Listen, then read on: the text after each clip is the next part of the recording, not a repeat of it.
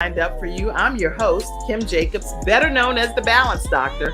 And all of our guests that come on, they're either people that have overcome some tremendous odds in their own lives as they balance this thing called life, or they're experts and they're here to share tips and strategies that will help you better balance and manage your life.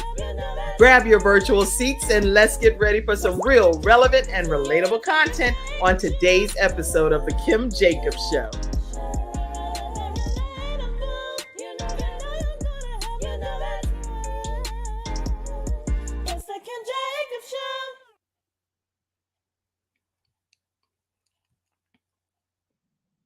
Hello, everyone. We have a great episode lined up for you today here on the Kim Jacobs Show. I am super excited to be here with you today. And the topic is going to be one of how it is important to advocate for our own health. And we have with us today Wenora. Wenora is going to be talking to us, and she's already in the studio, ready to go. And I think she's just a real day modern hero. I don't know her personally, but I'm excited to get to know her and her journey.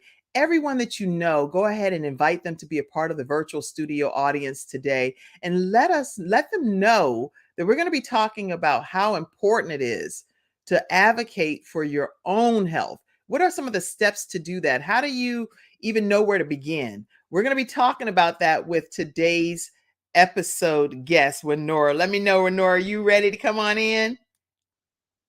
All right. She is, yes, clapping her hands and ready. Ready. How are you, Wenora? I am well, Kim, and thank you. It's such an honor and privilege to be here for you to allow me to share my personal story and journey surrounding cancer, and understanding that for some families, family secrets kill. So I believe it's important that we give back to our communities when we're in a position to do so. And we can do this in the form of educating and providing the truth about various subject matters. I'm glad that you're saying that some secrets can kill, and they don't even need to kill because people need to be on one accord regarding this information. Wenora, you're a mother, you're a grandmother, wife, colleague, friend to many. You love mentoring and sharing valuable knowledge. And the knowledge that you're going to share today helps us all keep a healthier balance and just being able to have love and happiness. So I'm excited about every aspect of your life. You are a cancer survivor 3 times over. And I don't want to go into deep details. I want you to share your backstory. Volunteer research patient advocate and a Navy veteran. This woman is a force to be reckoned with, and she's here to share her story today here on the Kim Jacobs Show. So welcome, Wenora, here to the show.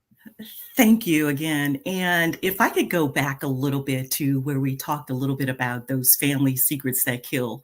Yes, so, please.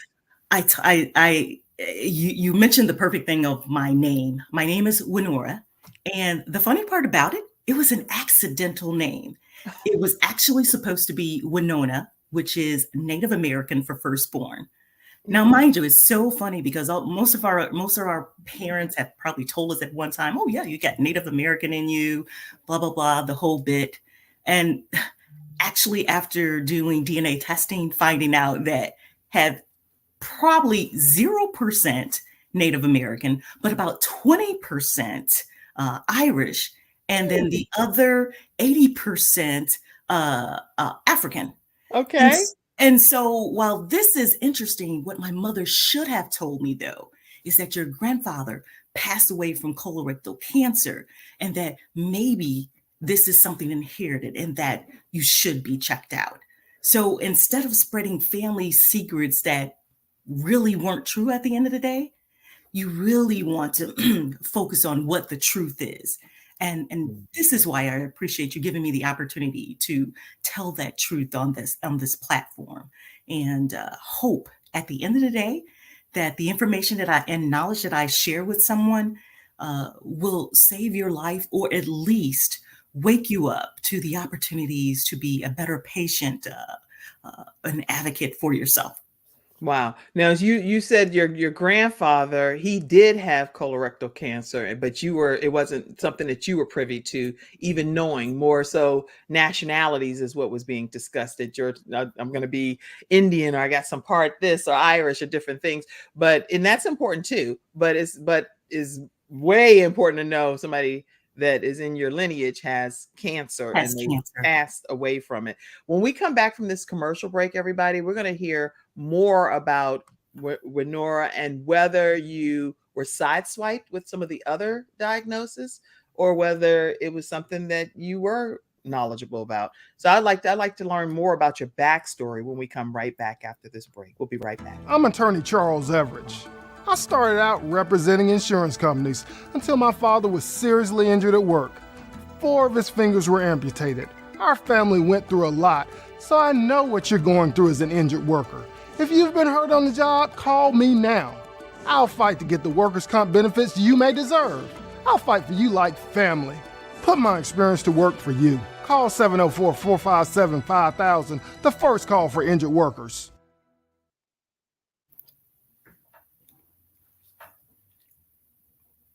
We're here talking with Wenora Johnson today, and she is a 3-time cancer survivor. So anybody that you know that's battling cancer or kicking it in the head, make sure you tag them today and invite them to hear this particular broadcast. Wenora, take us back. I know you said you found out. How did you find out about your grandfather? Who finally revealed it to you?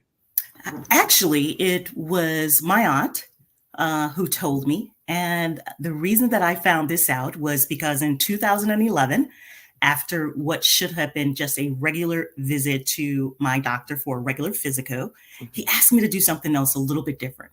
He asked me to take a fit test. And this fit test today is kind of known nationwide as kind of like Cologuard. And so Yeah. we all seen those commercials, but Yeah. about 11, 12 years ago, they weren't so obvious. Mhm. And so after taking that test, it led to a colonoscopy that then led to surgery, and then waking up from surgery and being told that I had stage 3B colorectal cancer. And it was at that point that I received a phone call from my aunt who told me, she says, "Oh yeah, by the way, your grandfather passed away from colorectal cancer at the age of 38. And I guess all I could say was, At wow, 38 years old? 38 years of age, he passed away from colorectal cancer. So that knowledge probably would have been helpful for me to get a colonoscopy in Yeah. reality at the age of 30, because I was 45 at the time. And according to my doctor, I had colorectal cancer sitting in my body for 15 years. Oh my goodness. And never had any inkling, you were just living your life. Never had a clue. Colorectal cancer is one of the deadliest cancers there are because it's usually not even found until it's late stage. We go about our regular lives, just as you Right. mentioned, thinking that we're healthy. And I thought I was healthy. I had just finished coming out, serving 8 years in the military in And they didn't 2011. catch anything in your testing in the military? Nothing was done. And I guess that's where I was just a little bit disappointed there, because I'm thinking that maybe if blood work would have shown that I'd had something, that maybe I could have caught it even sooner. But unfortunately, it wasn't caught then. And all I can say is I'm just really glad that I had a really proactive healthcare team who suspected that there might be something there. And if I didn't have that, and this is why I tell people to advocate for themselves, to speak up, to ask questions, I probably wouldn't be here talking to you today. And especially at this stage 3B means did you have what tell us what stage 3B means and what that means for your life. Stage 3B meant that I would have to go through 6 months of extensive chemotherapy, which we all know is crappy stuff. You lose your hair. I lost eyebrows. I lost toenails. I lost fingernails, some of them, and general sense of unwell when you're going through chemo. And so, if I could prevent one person from having to go through this by just, speaking up to their doctors and getting the tests recommended for their age or so, then to me, I've done my job. You've done an excellent job if that happens and when that happens. According to the American Cancer Society, I see that it says that it's the third most common cancer diagnosed in both men and women in the United States. And I know there's streams in other countries too, but in the United States is literally the third most common cancer diagnosis. And usually, according to United States for 2023 stats, it's 106,970 new cases of colon cancer, 46 of those thousands being rectal cancer. Now, Kim, let me tell you what's significant about this. I love the fact that we're more up to date about getting treatment and getting colonoscopy for those under 50. In fact, I was part of the initiative to go on Capitol Hill so that we can change 50 to 45 for colonoscopies to be done. Yeah. But you know what they're finding now? What? They're finding that it's early onset colorectal cancer that's killing individuals now. So that means anyone under the age of 40 is more susceptible to getting colorectal cancer than someone over the age of 50 now. And that's unbelievable. What's changed in the last 30 to 40 years that probably we didn't have much, where our environments changed a lot. Mm-hmm. We're eating more processed foods. Our health conditions, our mental state alone can make us more susceptible to cancers and various ailments. So this is very important that, again, that I go back to that, advocating for yourself as a patient. If you're not well, or you don't feel well, if you don't think something is right, then by all means, speak up and do something about it. And I have to admit, I was pretty bad about this myself, because even when I got cancer, I wanted to be the matriarchal mom and say, right, worry about it. I got it. I'm not going to tell my kids about what I'm going through. And actually, that I was doing them a disservice.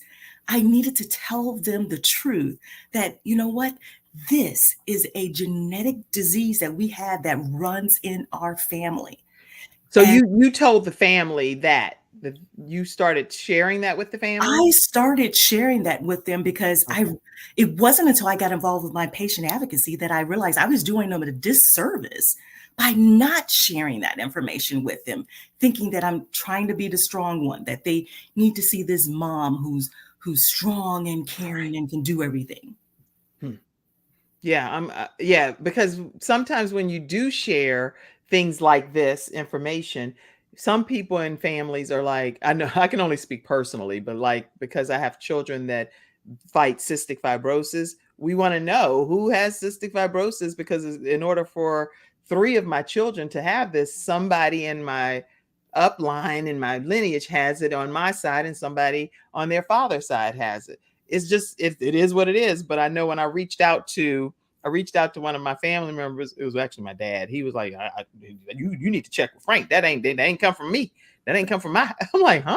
It's not that kind of situation. We need to know as a family. So how did your family receive this information when you shared it?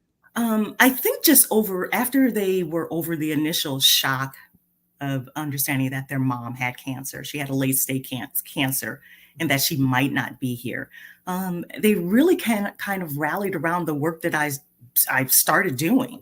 Again, my first initiative was to get involved with an organization called the Fight CRC that helped me understand colorectal cancer more, and the fight that was needed to change the guidelines around getting tested, which happened. But during that time frame, and this was in 2016, I had, again, I'm going to say this contributes to having a great healthcare team. My oncologist suspected that I might be Lynch syndrome. And I was telling her, like, what is Lynch syndrome and what does that have to really do with me? What does it have to do with what you're experiencing right now? Well, at that point, actually, after chemotherapy and treatment, I had 4 years of no evidence of disease. And so I thought I was home free. I didn't think there was anything additional that was going to be going on in my body. And yet she would bug me. I would go to the oncologist every 6 months. And that last time I remember her asking me in 2016, she said, Wenora, could you just please take the genetic test. And I'm like, okay, I'll go ahead and take the genetic test. And so when I took the genetic test, it came back positive for Lynch syndrome. Now, just to give you a reference for what Lynch syndrome is, this is based off the CDC website. It's known as a hereditary non-polyposis colorectal cancer, and it can lead to additional cancers like endometrial cancer, stomach cancer, liver cancer, kidney cancer, brain cancer, and certain types of skin cancer. Yeah. And so when she informed me that I was indeed Lynch syndrome, and I looked at the test myself and saw that I had a 60% chance of getting endometrial cancer, I decided to do something about it. I could at that point. And so I opted for a full hysterectomy. Okay. Only for it to come back with stage 1 endometrial cancer. Even outside of the hysterectomy, it still came back stage 1. The biopsy from the hysterectomy, because they were checking to make sure that nothing was there, showed that I had stage 1A endometrial cancer. So now how did they resolve that? Usually with an early stage of endometrial cancer, removal of the entire uterus and a full hysterectomy, which means the cervix and everything, usually covers that. Okay. And so I was blessed because it was caught ahead of time. Again, I probably wouldn't be here speaking to you because it was pretty aggressive. I have an MSH2 mutation that is it aggressively makes certain cancers form in my body. And so for me, this again was a wake-up call that not only, again, going back to sharing with family members and letting them know about this really pushed my patient advocacy into full gear. I wanted to know that if I got more cancers, what options for treatment would there be? And this is about the time that in the last couple of years, we've probably heard things like immunotherapy and things of that nature. And so we're living in a really good time for cancer treatments, but unfortunately, Black people are still dying at a faster and higher rate than other individuals. And we need to stop that. And for me, this is my call to action. So, I served in the Navy. I did my call to duty there. Now it's a different call to duty. And that is one of patient awareness and advocacy. Patient awareness and advocacy is an awareness and advocacy and standing up for yourself, asking the questions, doing the research. This is what Wenora is here talking about. Whether you have cancer or not, if you don't understand your own body and your own health and what it means when physicians are sharing things with you, that's their gifts and their talents, but they're educating you based on them practicing their gifts. But you have to embrace it and say, okay, now what does this all mean for me? And how quickly can I get this eradicated out of my body? And that's what Wenora did with the whole endometrial diagnosis of stage 1A. Thank God it was caught, got it under control when she's already been diagnosed with stage 3B colorectal cancer from the Cologuard. So there's a lot of conversation here that we're unpacking in today's episode of the Kim Jacobs Show. I see you, Sandy Sanders. Thank you so much for being here. And thank you so much for sharing the broadcast out as well. I see you, Vanita, as well. Thank you all. Definitely share the broadcast and grateful to have you all here. If you have any questions and you are in the studio audience and you just want to ask a question pertaining to you or a family member regarding any type of cancers, please make sure you type it in the comments section. I'll also put the link for you to come on screen if you'd like to do that as well. When we come back, Wenora, I would like, because you had 3 different types, right?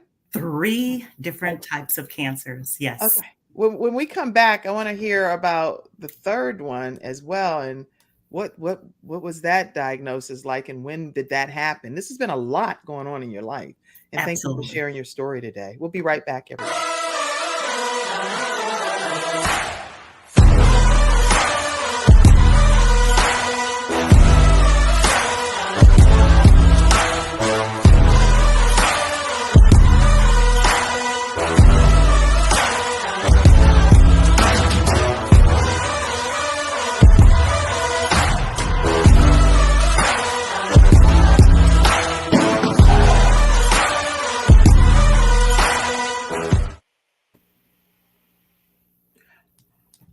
All right. Wow. This is nothing short of amazing that you are here today to share your story. We cannot take that for granted or lightly that God spared your life for whatever the reason for you to be able to help other people become advocates of their own health. So tell us about the third diagnosis. Well, Kim, before I do that, let Yes. me just also add that too. Some of the things that really helped me through this journey were quotes. At one point, I had just bought giant quotes and put all over my wall to really encourage me to look past this moment. Okay. And so during that, I've developed some favorite quotes, like from a Black writer named James Baldwin. And he states that not everything that is faced can be changed, but Mhm. nothing can be changed until it's faced. Mm. So for Okay. me, Somebody, I know you can hear it, but definitely if you get a chance, type it down. Say that quote one more time. not everything that is faced can be changed, but nothing can be changed until it's faced. And that's the way it was with me. Here I am facing a third cancer. And by 2016, I thought I was done. I'd had a total hysterectomy. I had that near miss of endometrial cancer. And then I had what was a little bitty tiny pimple on the side of my back. Mm. And I did things to it like we usually do. You poke it, you prod it. And then finally, I said, you know what? I need to go to the dermatologist just to see what this is. And by then, I consider myself pretty knowledgeable about this thing about Lynch syndrome, Of course. understanding Right. that it could indeed be something that's related to cancer. And my dermatologist at the time didn't seem to think so. She, in fact, said that, well, you have a lot of melanin, your skin is oily. Okay. I'm sure it's just a sack of oil cells. Well, when she removed what was supposed to be a sack of oil cell that was 2 inches Mhm. of basal cell carcinoma. So And for me, what is base cell? Let's tell the audience. What is basal cell carcinoma, it is a skin cancer. And while it is not one of the deadliest skin cancers, it right? can sit in your body long enough to eventually become a deadly form of cancer. So This is it's something that we crazy. have to, still think about. And here I am thinking as a Black person, I'm like, I don't even get in the sun. I'm not in the sun. How do I get skin cancer? And according to the skinscancer.org, it says that 3.6 million, approximately 3.6 million cases are diagnosed every year of this basal cell carcinoma. And who know? I didn't know this stuff, to just know that it can be something on your skin. They take it and biopsy it, and it can be one of 3.6 million people that you get diagnosed with basal cell carcinoma. Absolutely. Absolutely, Kim. Unbelievable. And thank you so much for sharing those statistics, because I'm so involved with trying to get as much of my story as I can out and not miss any of the details, because I want someone to wake up from whatever, they're hiding from, to really take charge of their health. Hmm. And so for me, this is just how, when I say getting a genetic test is important, is Right. because just this year, again, I have a colonoscopy every year because of Lynch syndrome. Okay. I've had precancerous polyps removed again. Hmm. And so that pushes me back to having a colonoscopy every 6 months. Hmm. And then I've had surgery on my face for, again, precancerous skin lesions.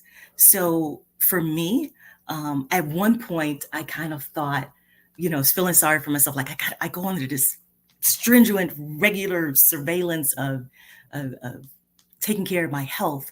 Right. It wasn't until a doctor pointed out to me, he says, Wenora, he says, I'm actually jealous because you're under regular surveillance more than anyone else is. And usually by the time someone else's cancer is caught, it's a late stage cancer. And So nothing can be done about it to help them nothing stay can on be this done. earth. So I have to be thankful again for that. Sometimes you need those little pushes and nudges to make you understand that you're probably a lot more luckier than you realize. And then if I could, Kim, if I could reach back to the Lynch syndrome thing in regards to my family, you see, my grandfather passed away again from colorectal cancer at Yes. age 38. My mother passed away from brain cancer at the age of 42. So No. I should have known maybe by then, but I am a well-informed person now that understanding your history is so important. So if I can encourage people with nothing else, you have to make sure you know your family history. Get genetically tested. It's not a hard test. It's just a regular blood draw from your physician. Speak up for yourself. Find out if there's anything that's hiding or waiting. And Kim, while we're on But the let line, me ask, I have a question. As far as the genetic testing is concerned, how do you know what type of genetic testing to even get tested for from your recommendation? Because yours obviously is cancer related, but Mhm. not everyone that would go and get a genetic test. Do you just say do the full panel? What do you recommend as an advocate? Well, this is what I recommend as an advocate, a patient advocate, is to talk to your physician. Talk to your physician about your concerns that you may have. If anyone in your family does have cancer, if they don't have cancer, they can probably recommend to you what kind of panel, full panel, half panel, or however genetic testing that you would need. So each patient, each person is different. But the one thing that I can do is just encourage you. If there's a family history of something in your family, then you might just want to be tested. And start with your regular primary care physician. They can assist you with that decision. That's really good. Okay, you were going to say something. Go ahead. What were you going to say? I'm excited here today to also tell you that through this journey of mine as patient advocacy work, I started off, of course, when I mentioned the getting involved on the congressional side with getting the guidelines changed to Yeah. 45 Yeah. for colonoscopies. And then that trajectory of mine changed a little bit to genetic testing. So I'm a big component now for genetic testing. Mm. And lately, it's even to change a little bit more because of my Lynch syndrome. I've moved more toward clinical trials. And do you know that less than 4% of people of color are patients for clinical trials? And yet, again, we're the ones who are dying the most from various cancers. How do you recommend people get involved with clinical trials? Because sometimes when I have guests on like yourself, then I hear about the clinical trials. But how do you determine, me to sign up for a clinical trial if you're an African American individual watching this broadcast? Well, you know, the thing of it is, and we've got so much baggage as people of color. We've got the Henrietta Lacks um, story. And then we've also got the Tuskegee experience. And these have been going on for 70 plus years that people have been carrying it. They're not going to experiment on me. But you know what? It's other people out there getting the best forms of treatment. And the treatments are working for them Hmm. because it's made for that particular ethnic group. If we're not involved, we can't expect to have our lives extended That's true. for any of these. And so when I say that, I realize not only if I'm going to be a patient advocate on this, that I talk the talk, but I also walk the Good. walk. And so just recently, I found out that there was a clinical trials at Northwestern Hospital for Lynch syndrome vaccine. Okay. And so while I know you may not have realized it yesterday when we were texting back and forth, I was actually at the hospital getting my first vaccine trial for Lynch syndrome. Wow. And so I'm excited because it's personal for me.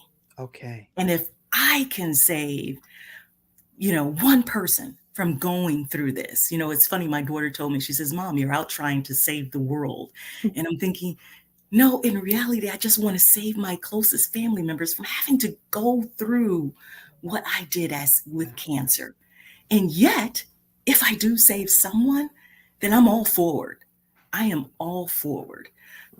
If I could share with you, because I don't know if you could see it or not or so, but this is a text message that I keep on my phone from my brother on Okay. the very bottom here. Yeah, I can't see it, but I'm gonna You put you probably front and can't center and see it. see it. It's probably kind of hard to see, but it's a text message that I've had from my brother. Um, Let's put you front and and center and see. There we go. Wait. if you can see it. So it's a text message from my brother that I had. It was the last one was dated August 9th, 2022. Mm-hmm. 53 days later, he passed away from metastatic colorectal cancer. Oh, good. So if I can help someone, then that's what I want to do, is just help someone by getting that story out. Get tested, get genetically tested if you can. Don't be Had afraid he of. been genetically tested? He had not been genetically tested, but I can rest assured by the time they had found his late stage colorectal cancer, that I'm sure it was indeed through Lynch syndrome. And this is why it's important for my family. So I'm sure he would be proud today knowing that I am one of the first persons at Northwestern to take this vaccine for clinical trials. Um, and I'll let you know how that goes. Please let us know how it goes. I am I want people to know how to stay connected with you. I know we're going to still be talking for another 30 minutes or so here, but I just want to give people an opportunity to know how to stay connected with you right away. Please tell them if you will. Sure. If you want to stay connected to me, I'm on Instagram. I'm on Facebook, Wenora Farrell Johnson, if you'd like to find me. I'm on LinkedIn under Wenora Johnson. Please reach out. If you have questions, concerns, I would be glad to help you. And what I don't know, I will make sure that I find an organization or someone that can assist you with getting the information that you need to help save yourself or possibly someone that you love. Wow. Yeah, listen, the information this woman is sharing with Nora, she's willing to help you become an advocate for yourself. So it's not only about her story and her family, her mom, her dad, her brother, all passing of some form of cancer. Her being diagnosed, she personally being diagnosed with 3 different types of cancer and on the battlefield. She's on the battlefield trying to educate the community about how important it is to advocate for ourselves. And so I've learned some significant things that I'm going to do differently just by hearing your story today already. What else did you want to share already before we take a break? And when we come back from the break, I really wanted to talk about you saying that cancer is a human experience. So I want to take that angle and talk about it more when we come back. But let's hear some of the closing things that you want to say from the first half. Oh, absolutely. I think it goes back again to making sure that we understand that what family members, what diseases that we have in our family, what runs in our family, and how we can just be a better patient advocate for ourselves. And if I can provide a quick definition of what a patient advocate is, Yes, please. a patient advocate helps other patients, or they can help their loved ones navigate the healthcare system, communicate with doctors, find legal help, work with insurance companies, setting up tests and screenings. So this is what a patient advocate does. And so if you don't know a patient advocate personally, there are organizations out there that can put you in touch with a patient advocate or even a nurse navigator. They're really trying to come up with better ways to help patients help themselves. And that's what we should really be here to today and further discuss about patients helping themselves. So there are patients, and we know that there are patients that are elderly.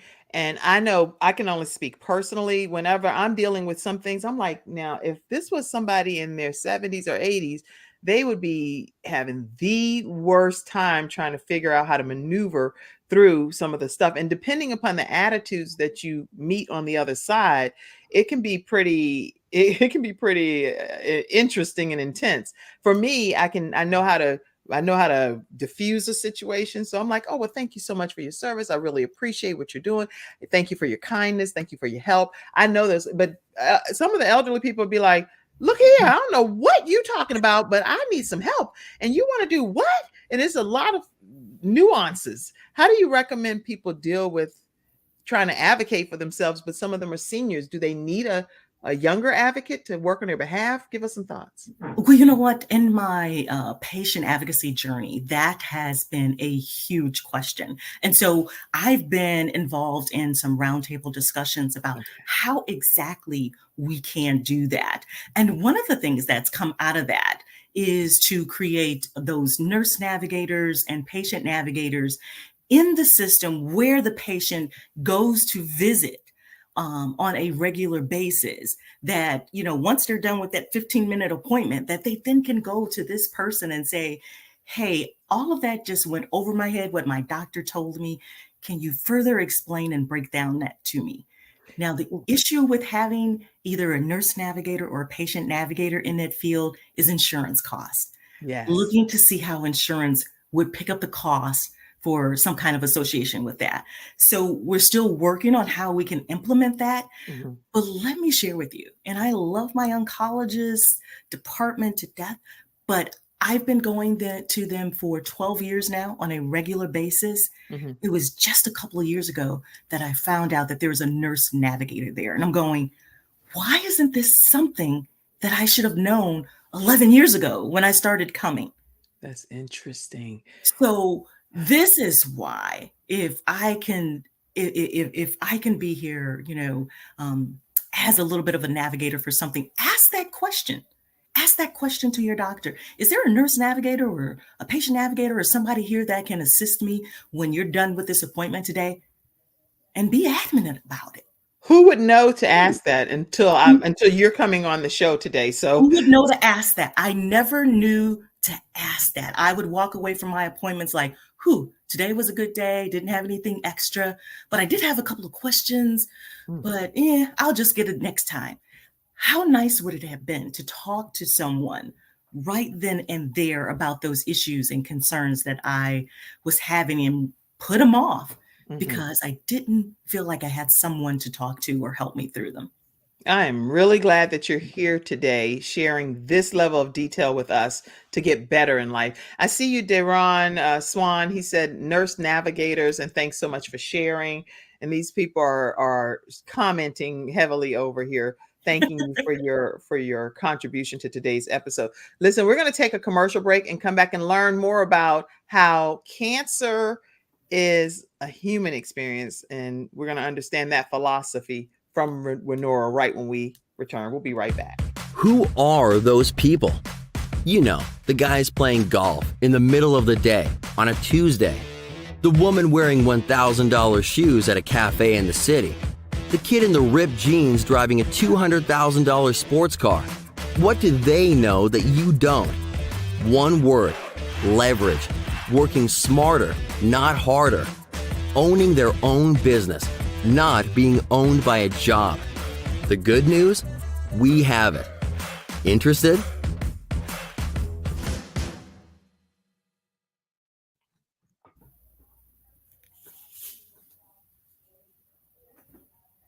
So we are back and we're talking with Wenora Johnson, three-time cancer survivor, still on this earth to share her story and her testimony, but most importantly, to be an advocate for all of us that are tuning in, how we can get better at understanding our rights. And that's so important. So talk to us about cancer being a human experience. What's your philosophy on that? Ooh, when I think of the human experience of it, it goes back to that conversation we had a little bit earlier about we as people trying to be the strong matriarch of our family. Yeah. And really just being open and honest and letting people help what they can. And if you think about it, sometimes it's hard if you've got a family member or someone who's been diagnosed with cancer. How can you help? Well, there's a couple of things. You can give them the space to process their emotions, because when a person's been diagnosed or newly diagnosed, they just need that moment to figure this out. Am I going to live? Am I going to die? How do I take care of my family? Give them that moment to do that. And then offer just specific practical help.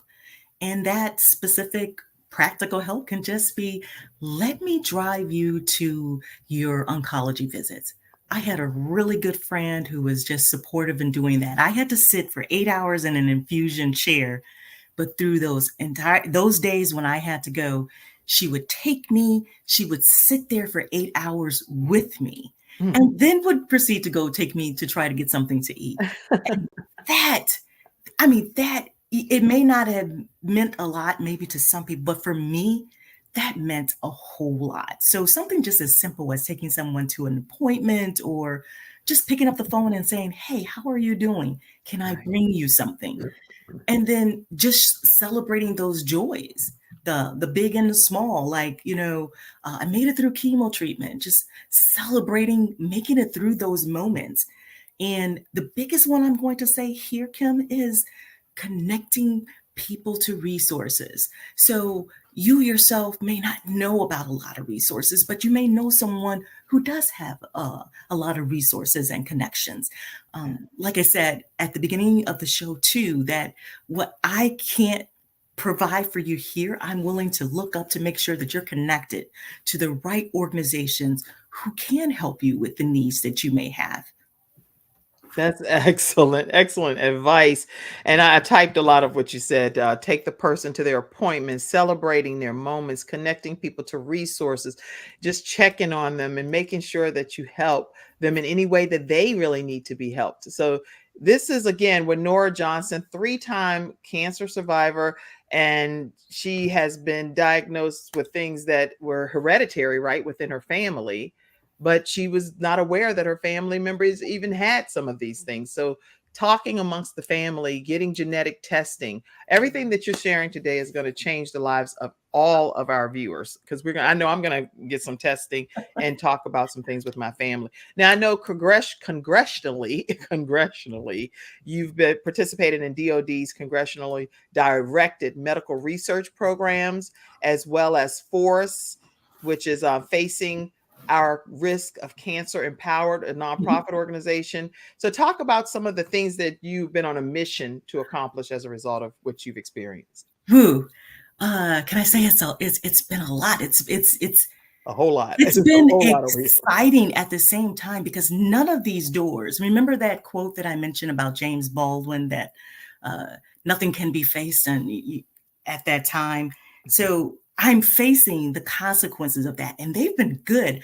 I've been able to be in touch with organizations who feel so strongly about and passionate about what I do, that I, started out as a peer navigator for FORCE. So Facing Our Risk of Cancer Empowered. They were basically more centered on hereditary cancer, but for like BRCA mutations, ovarian cancer, things of that nature, not Lynch syndrome yet.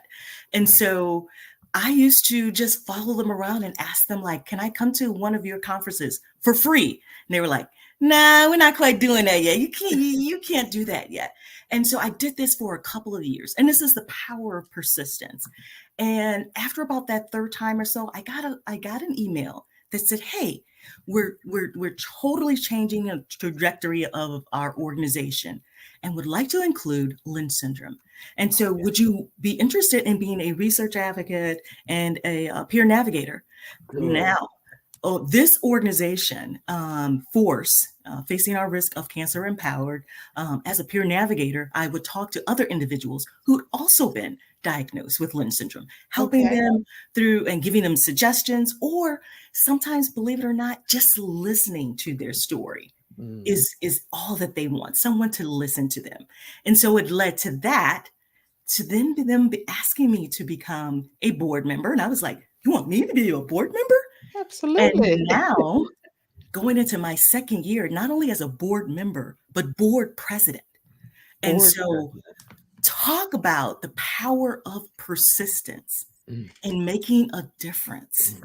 You can make a difference. And the DOD initiatives were great opportunities for me to understand that patient advocacy is making a difference, because now when scientists and researchers are getting grants from the government, they have to have a patient advocate involved in their research work. And as a reviewer, a grant reviewer of those, that's what I was looking for. Are you having a patient advocate in your grant? Are you heavily involved in the community regarding that? And so Mhm. I feel where I've been making a difference. And I love that. Like I said, this is my passion, my calling. And I hope that when I get a chance to retire in the next couple of years or so, that this is full time for me. I'm loving this. And so I've just got a recent ask by the Northwestern Hospital as well to be a keynote speaker at their oncology conference, and it's really humbling when people are asking you to share their story and to really share powerful information that could change lives. So, and that's what I want to thank you again for, Kim, because you've just allowed me to have this platform that I hope will help and reach others. Oh, it definitely will. At least definitely reach 100 countries and 350 million households. So even from a global perspective, because the Kim Jacobs Show is global, what advice do you give people even from other countries that I know we've shared statistics in the United States, but what advice would you give to some of these countries that may not be able to even access certain things? Any suggestions? You know what was interesting in my work in doing patient advocacy? I go to a lot of conferences that are centered around patient advocacy work. Mhm. And the AACR, which is the American Association for Cancer Research, is heavily involved using patient advocates. And I remember last year going to their conference and attending that conference, enjoying the information that was there. And there was this young Indian woman who came up to me and she goes, Wenora, she's like, I just heard you, speak about your experience. Right. And I would, can I take a picture with you? And I'm like, you just want to why do you want to take a picture with me? I'm no one famous, It's just like, I just want to take a picture with you. Well, fast forward to February of this year, she is a doctor in India and she's trying to find out why there's such huge high incidences of colorectal cancer. And so Wow. she had me speak to a group of about 50 um, physicians and scientists there in India. I think I had to get up, it was like 6:30 in the morning, but Right. I was excited. I mean, they wanted to listen and understand what exactly was going on. And afterwards, I don't know, they sent me this little poem. It's in Arabic or so. I can't really read it, but I just thought it was just such a nice gesture on their part because Absolutely. they're trying really hard to eradicate a disease that is just taking many lives, period, unnecessarily because it's just caught so late. Yeah, the mortality rate in India, according to in many Western countries, is according to the National Institute of Health, it says 7.2 per 1,000 population in males and 5.1 per 1,000 population in women. That's a big deal too. This is It's huge. it's huge. It's huge. So And given now culturally, think about it. We all have our, how can I say, we're very private individuals, especially yeah, people of color. We don't like to tell our business. We ain't sharing information. right. And a lot of cultures are like that. They just don't want to share. So if someone's sick or not feeling well or could possibly be dying from something, they're not sharing that information. And why? Why is that from your perspective? Because I mean, you've been advocating for quite some time now. What is the rationale from just your own personal perspective about that? I guess my own personal perspective, because I was guilty of this as well, is just being afraid of not being there for your family and just trying to be strong when the reality, it should be the reverse. Let family and friends and people be there for you, and you're I don't know. It's just really such a good question. But if we can stop that, I wonder how to it stop might it because help. How do we stop? any mom, when you're talking about balancing life and you're trying to be mama bear and trying to protect your children, it's automatic. And I don't think it's a race issue. I just think that it's automatic that you don't want your children to feel harmed or heavy Or laden in or harm's burdened. way. Absolutely, absolutely. So how do you find that fine balance between I have to tell you this because you have to know, but Yeah. I also want to be mindful that this could take you significantly low at a different level. I think that's, again, it comes to the power of educating. We really have to educate our audience, the people who we are around, and helping them to be able to disseminate this message or information to their family members, no matter what their age is, and do it in a way that doesn't make it scary for them. And so, what I hope I've done for my children is that even though I may be looking at additional cancers in my future, that I don't want them to be afraid of the word cancer. That it may be cancer today, but there's so many different treatment options, and clinical trials itself has given me an opportunity to maybe even be cancer free. So don't discount those things. So it's finding the appropriate way at the appropriate age, and that's just my thought. Wow. Okay.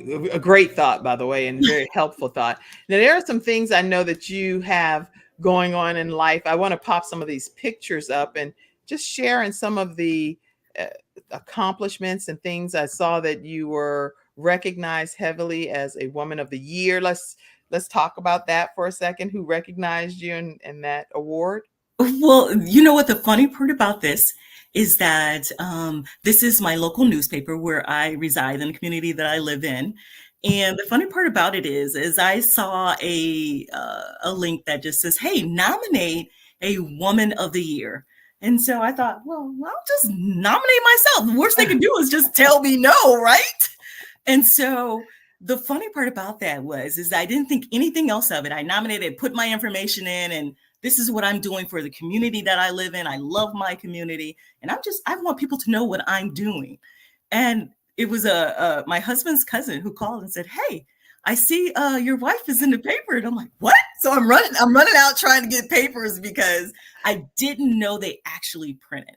And so to me, that was just a small honor because I didn't do it really to be the Woman of the Year, but to advocate in our community about there are people who are doing things in our community that are that's life-saving work, That's right. and that you know, just one of those.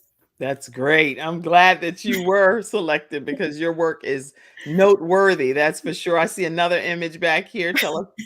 Well, this image here was before I started leaning into clinical trials. I worked with this organization called Fight CRC, and I still work with them because they are solely an organization based around colorectal cancer.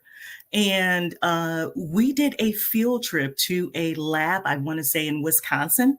Hmm. And I had an opportunity to see HeLa cells, and HeLa stands for Henrietta Lacks cells, that Okay. are still being used today to treat various diseases. And so to me, that was just a snapshot of a picture that they used of me in a laboratory setting, being able to see those. And That's this year is an opportunity for me when I was in DC reviewing grants for those scientists and researchers, reviewing them to make sure that they are including the appropriate patient advocates in that work. That's good. So you're on the front line, and every day, I know you said you're looking to eventually transition to this hopefully full time, which Mhm. I'm eager for you to do that. Like I feel like I'm an agent over here. I'm like, you have to do that. You have to transition. Let's see. What is this one Now, here? this picture here is from this year. So every year I submit to the governor for the state of Illinois and for the community that I live in for Colorectal Cancer Awareness Month. So March of every year is Colorectal Cancer Awareness Month. So again, I got the proclamation from Governor Pritzker and from the mayor from the city that I reside in. So again, just happy at those opportunities. That's a picture of me showing, holding my genetic test. And in the dark red there, you can see how alarmed they were the fact that I had Lynch syndrome. And so I highlighted some of the mutations that I have. And I keep referring to that because it's been a life-saving piece for me. Hmm. Okay, wow. I mean, this is just very enlightening. So, with all that's going on, it's some pretty heavy things that you have that's happened in your journey. what do you do that's kind of for fun? I still have that picture up. Let me put that back. Wow. You know what? I am so super blessed to have a group of friends that we come together once a month to hang out and enjoy each other's company. We celebrate birthdays, milestones, and just getting together and just not taking life for granted because it just can be taken away in a flash. And so when we see each other, like we probably will this evening or so, to celebrate a birthday, I'm always excited to see them and share with them a little special gift or something because life is just too short sometimes. Wow. I'm so impressed. Now, I see motorcycles in my notes over here. What's Yeah, something you didn't talk about that though. So tell me, did I had not. a note about a motorcycle. What is that about? Now Is it a this one bucket here list? is a conference that I went to just this year. It's called the NRG, which is the oncology conference. And Okay. again, this is people don't even realize, just the average person like yourself or myself, we can attend these conferences and be Anybody can a part attend of it. these You conferences. Is really that right? can. And the thing of it is you can. And then, like I said, my thing was I wanted to attend for free. So I look for scholarships that allow you to attend as a patient. And Oh. so you may be turned down once or twice, but this is where the power again of persistence pays Mm. because I'm telling you, this is the cuff of where all this major information and changes that are and treatments that are taking place. And as people of color, we're being left behind because no one's telling and sharing this information with us. And so my goal is to bring that information back to our community and share it with as many people as I can on any platform that I basically can as well. And yes, I thought after I did my first round of chemotherapy that I was this superhuman person, and I signed up at the local DMV to get my motorcycle license and rode a motorcycle for a while. So, How um, was that experience for you you? know what? I'm gonna tell you, I totally get why men do it. It was the sense of freedom and the wind in your hair, as they say, or whatever it is. And it just did something for my psyche. It made me realize that I could do anything and don't put a time frame on it because none of us know when that day or hour is, but That's right. enjoy every second that you do have. And um, as we talked about earlier, that favorite quote of mine that goes back to James Baldwin when he says, "Not everything that is faced can be changed, but nothing can be changed until it's faced." Yes. I faced it.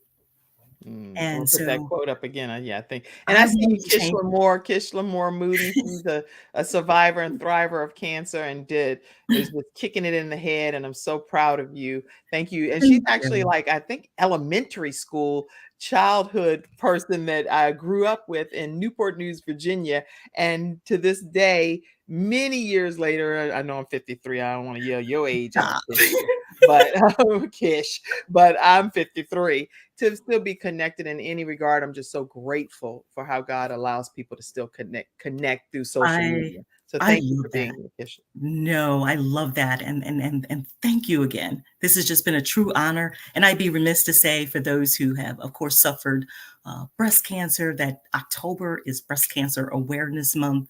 And if you don't know where to turn, there's organizations out there that can help you when you're in need. Well, I want to put your contact information up again. And then ultimately, as we get ready to close out, I'll have a closing comment from you. Let people know how they can stay connected with you one more time. Please stay connected with me through Instagram, Facebook. On Facebook, I'm Wenora Farrell hyphenated Johnson. And I'm on LinkedIn at Wenora Johnson. So please feel free to reach out to me, ask me questions. If I can assist you in any kind of way, I'm happy to do so.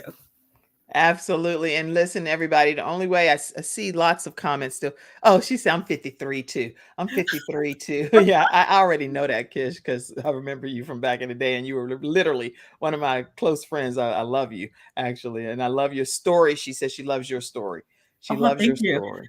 Full Okay. clarity. I'm 57. So You look Okay, amazing, the and you're 50s here to are tell the your new story. 30s. So Listen, everybody. I want to also thank Diana Satchel, who sent in a contribution yesterday. Thank you, Dr. Joe D. Bear, who is always so supportive of the Kim Jacobs Show as well. If you want to show your ongoing support to the Kim Jacobs Show, take a moment today when you're thinking about it right now. Go, okay. Anyway, sometimes when you put it on the back burner, you don't get to it, right? And yesterday I was sharing with somebody, I said, when we're supporting different broadcasts and you get the different cloths and things where they pray over them, I pray for people all the time. I was up at 4:00 this morning praying for somebody. I'm going to pray for you automatically. Okay. Whether you send me a donation or not, I'll pray for the studio audience. And I love you all and I appreciate you. And for my guests and anyone that I ever encounter, I just pray for the world because I want everybody to be blessed. But show your ongoing support to the Kim Jacobs Show and his Cash App, $ Kim Jacobs Inc. For the audio podcast listeners, paypal.me/Kim Jacobs Inc. or Venmo. And that's at the Kim Jacobs Show. You can also become a Patreon member, and you can also sign up with over at our YouTube channel, and you get some gaming with me. One of my family members and friends, they say I'm a whole mood in my own self, the Kim mood, whatever that means from a teenage perspective. But I know how to have fun and do the gaming and all of that, and send you the videos that's behind the scenes. So y'all can sign up and be a part of any of these things that we offer here on the Kim Jacobs Show. I want to take a moment to acknowledge our episode sponsors, and you get your final comment ready over there with Nora. That's what I'm coming to you for next. Sponsor today, this episode was sponsored by attorney Charles Everidge with Hunter Everidge Law Firm. They are in the Carolinas area. They're also in the Alabama and the Richmond, Virginia area. You can reach them at 704-457-5000, 704-457-5000. Dealing with personal injury, workers' compensation, wrongful death of a loved one, make sure you reach out to them and let them know the Kim Jacobs Show sent you their way. And if you are booking travel of any sort, make sure you go and visit kimjacobs.intellitravel.com before you make your final destination and travel plans. Greatly appreciate you using that site in place of some of the others that you may currently use. And there's a price match guarantee. Today's sponsor with the coffee that you saw was vproducts.store, vproducts.store. And everyone's loving that mushroom infused coffee for whatever's in there. People are calling and texting and ranting and raving about vproducts.store. They also have regular black coffee as well. So get your coffee experience. And a final thing I'll tell you guys is that November 2nd, we are starting a new training class of a group of 5 individuals learning how to create your own show from scratch. If you're interested in having a virtual streaming show and you want to know how to do it universally, where it's audio, video, and you're able to stream it different places and different countries, make sure you visit me, reach out to me personally, and I'll give you the pricing for our upcoming class that starts November 2nd. And my program is endorsed with Les Brown, international motivational speaker. And I also do offer one-on-one. Give us your closing comment, Wenora. Well, my closing comment comes in the form of a quote from Maya Angelou. And it says, "Do the best you can until you know better. Then when you know better, you do better." Drop the mic, everyone. Have a great rest of your day. Thank you, Wenora, for being here. I'll see you backstage. Thank you. Have a great one, everybody. I love you all. Wow. Thank you for tuning in to today's episode of the Kim Jacobs Show and for being in the virtual studio audience. Your presence truly does make